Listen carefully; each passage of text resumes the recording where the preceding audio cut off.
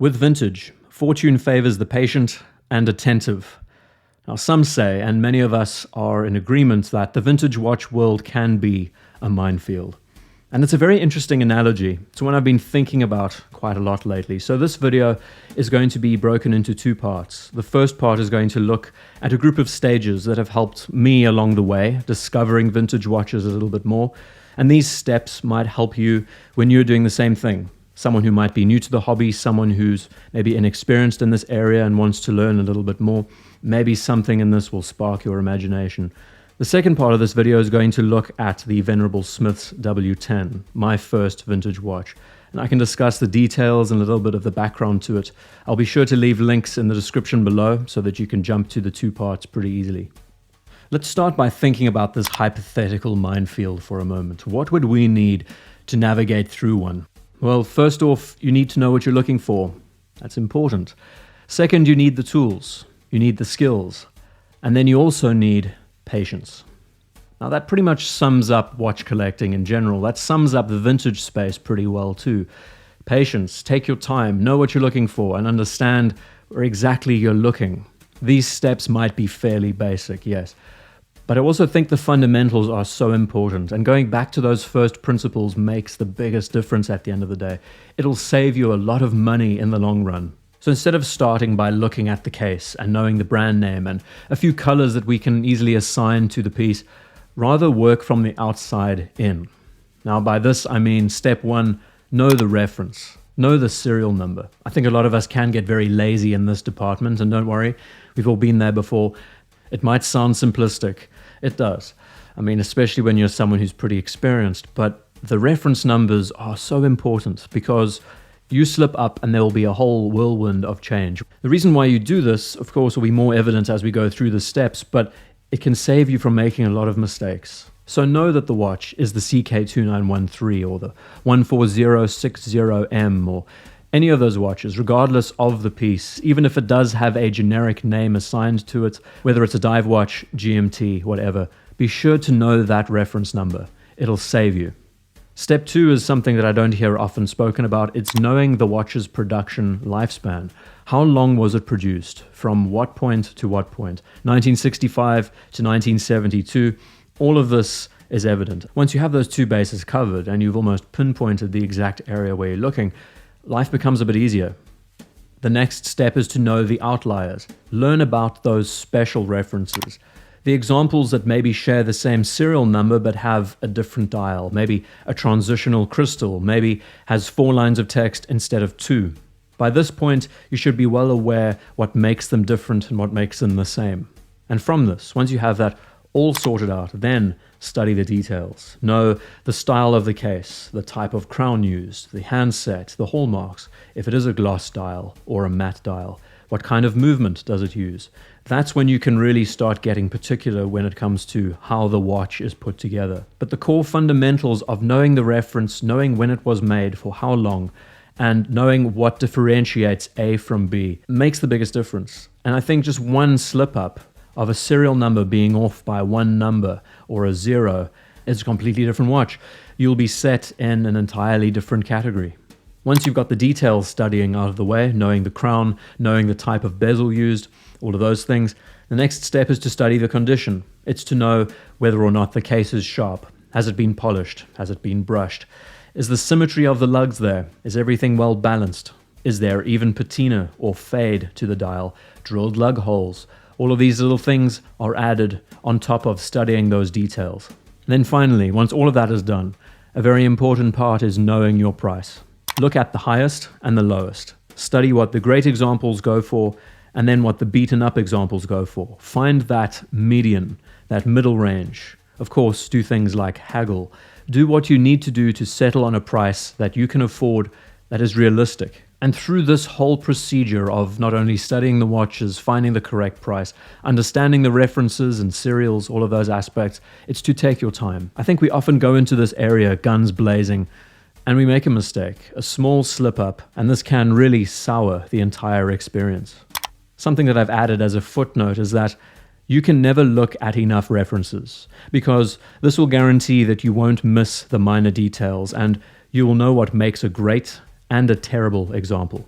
Get to a stage where you're capable of being able to spot the flaws in a watch, and then nothing will slip past you. Once you reach that level of confidence when you're discovering a piece, be overly critical.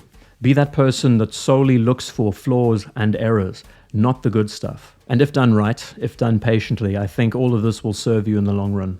I have to give a shout out to my buddy Cam from Craft and Tailored. He runs a YouTube page solely on vintage watches, and he knows his stuff. I'll put a link in the corner of the screen. He deserves your view time. But then moving to part 2, the story of this little Smiths W10.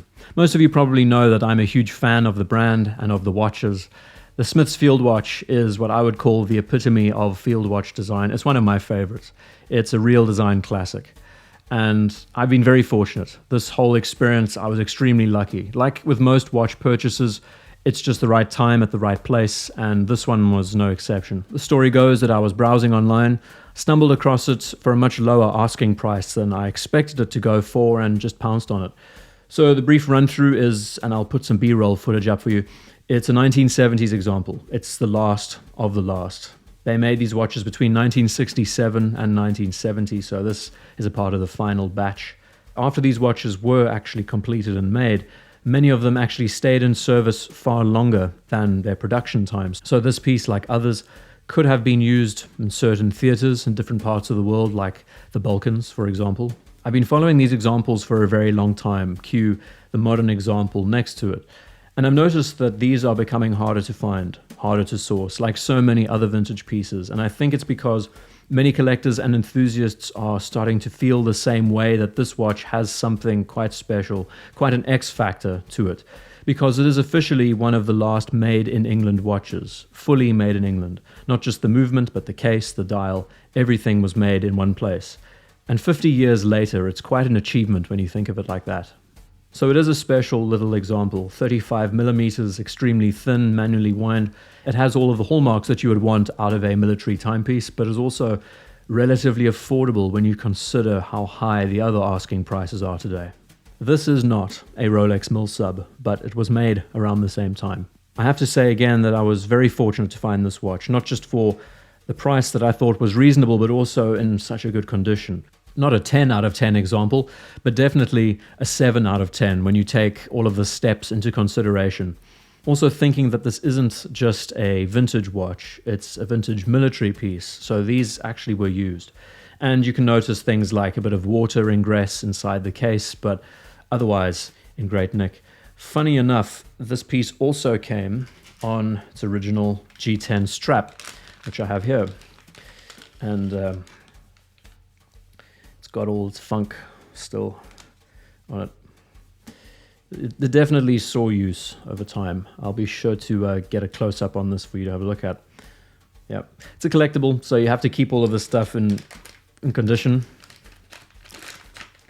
even though it's not the prettiest thing to look at. A side-by-side comparison between the modern and the vintage example, I think to anyone with a discerning eye, it's almost a night and day difference.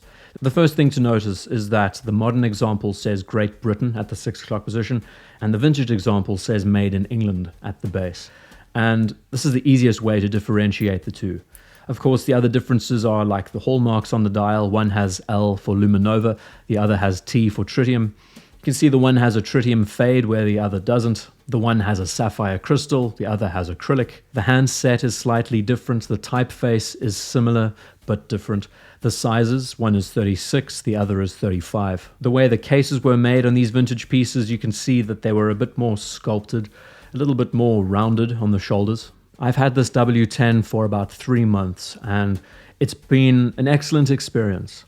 I think through this process of studying up a lot more about these watches and knowing what to look for, like the reference numbers, like knowing the difference between a standard Army issue model and a 6B reference given to the RAF, for example. All of these little things add up. Even in this minute category of a specific field watch, there are variances between the years. Between 67 and 69, we saw different printings on the dial. We saw different textures to the dials. Another thing that I find so great about vintage military watches in general is that they are built to be robust. So even today, 50 years later, they can still run without barely any lubrication. They don't need a lot of work for their movements to operate, And that just proves how purpose-built they were back then. Even though they are now on the pricier side, I would recommend you looking at vintage military watches for your first vintage pieces. Purely because of their serial numbers, how easy they are to trace, the wide knowledge that we as a community have that we can offer, it can definitely help you along this route. I think the long and short of it is that you just need to know what you're looking for. You need to almost close your eyes and imagine what exactly you want from the watch. And yes, it is something you should take your time with and savor, because the end result is that you get a watch that you truly feel like you earned and you searched for. It's a part of the hunt that we seem to love. I think vintage watches especially, we love the hunt for it. Watch collecting is fun, and it definitely can be fulfilling if you know what you're going after. A bit of an after-action report. That video went all over the place. I hope through editing I'll be able to narrow it down and hopefully make a bit more sense around it, but I'm sure I missed a few little bits and pieces about the Smiths. You'll be seeing a lot in the video as B-roll footage. It's such a great little example. It's not perfect. The dial is maybe a 7 out of 10, the case an 8 out of 10. It has been polished. It has been well looked after. I think it was definitely worn pretty harshly, but then also put away for a while, so it's maintained a lot. And the one thing that really drew me to this piece were the hands. The hands are spot on, exactly what I want from a tritium fade and all of that. So again, something really important to emphasize is just take your time. Pay attention to what you're looking for and understand where exactly you're looking. The more you know, the less you'll miss. Does that make sense? I don't know. The whiskey is obviously working.